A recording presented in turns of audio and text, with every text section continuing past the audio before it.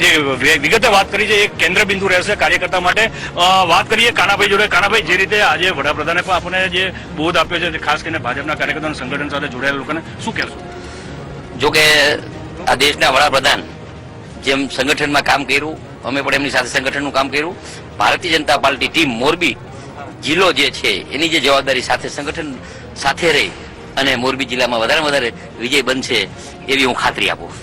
તો આ હતા કાનાભાઈ કે જેમણે કહ્યું હતું કે ભાઈ સંગઠન જે છે એ મજબૂત થશે ને એમને ખાતરી આપવાની પણ વાત કરી છે. એટલે એમ કહી શકાય કે જે પ્રધાનો જે છે એટલે કે જે મુખ્ય પ્રધાનની સાથે સાથે જે એમણે વાત કરી છે એમણે પણ કહ્યું છે કે ભાઈ ટીમ ગુજરાત જે છે ટીમ ગુજરાતનો જે મંત્ર છે એ મંત્ર પણ એમણે આપ્યો છે. બેન, ખાસ કરીને આજે વાત કરીએ તો વડાપ્રધાન શ્રી આજે કમલમમાં આવ્યા છે, શું કહેશો?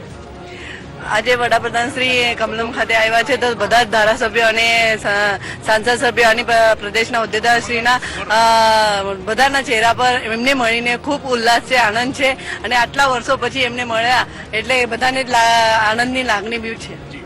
રમણભાઈ પાટકર પણ આપણી સાથે છે. રમણભાઈ, ખાસ કરીને જો વાત કરીએ તો આ પરિસ્થિતિની અંદર જે વડાપ્રધાન નરેન્દ્રભાઈ મોદી આવ્યા છે એમને શું કીધું અને શું કહેશો? નરેન્દ્રભાઈ અમારા જૂના સાથી છે અને આજે દેશના વડાપ્રધાન હોય અમને ગર્વ થાય છે કે એવા દેશના વડાપ્રધાન સાથે અમારે 2001થી કામ કરવાનો મોકો મળેલો. એમની જે આદર્શ નીતિ અને એક વિકાસના મુદ્દાઓ પર એક આખા ભારતને લઈ જવા માટેની જે નેમ છે એ સફળતા તરફ આગળ વધી રહ્યા છે.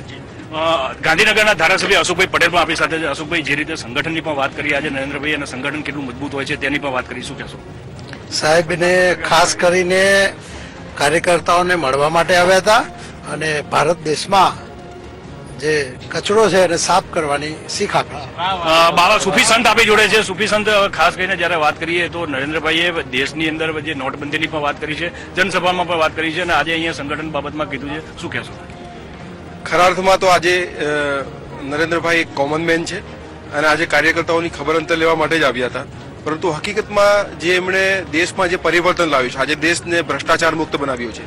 જ્યાં કોલસામાં 2 લાખ કરોડનું કૌભાંડ થયું હતું ત્યાંથી 3.5 લાખ કરોડની આવક થઈ રહી છે.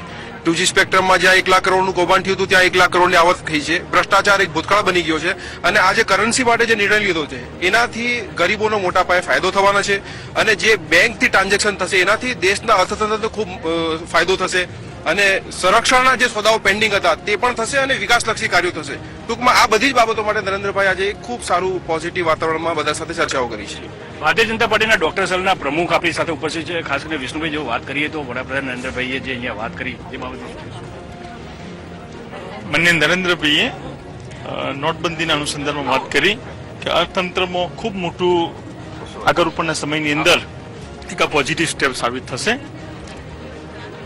જે કેશલેસ માટેની જે વાત કરી કે આગામી સમય ટેકનોલોજીનો સમય છે અને ધીમે ધીમે આ જ એક વસ્તુ ચાલશે.